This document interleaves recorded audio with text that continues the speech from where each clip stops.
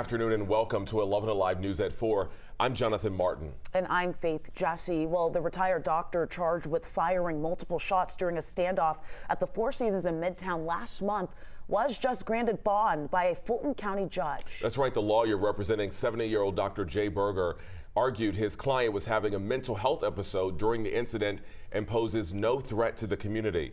11 Alive's Karis Belger was inside the courtroom during today's hearing. Karis, we know that the doctor here was living in the condo at the Four Seasons when this all happened. So will he be able to go back? He will not, and that's just one of the conditions of his bond. He will be able to go back briefly with a police escort in order to collect some of his personal belongings, but Dr. Jay Berger will have to stay somewhere else and while the case works its way through the system. He needs treatment, and the facilities at Rice Street are not set up to treat him. The attorney for 70-year-old retired Dr. Jay Berger argued his client was having a mental health episode the day of the shooting inside the Four Seasons on October 29th. What we're asking for is for him to be released to get evaluated and treated up to and including inpatient treatment if necessary. Berger is accused of firing 112 rounds during a standoff at the building. One of those rounds hit a SWAT officer.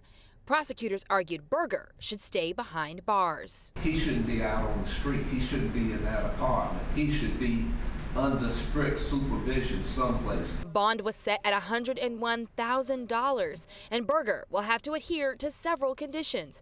He'll be under a 24-hour curfew, only permitted to leave the place where he's staying for Sunday church service and medical appointments. He must submit to an evaluation 10 days after his release, and he cannot have access to weapons and must wear an ankle monitor. Dr. Berger doesn't have any criminal history dates, but he has one arrest from 1989. Now, the judge said if Berger has to have any sort of medication as part of any sort of psychological treatment, those medications will have to be approved by the court. I'll have more on what happened inside of the courthouse today, including a letter that was read by Berger's pastor in court later on 11 Alive News at 5. I'm Karis Belger, back to you.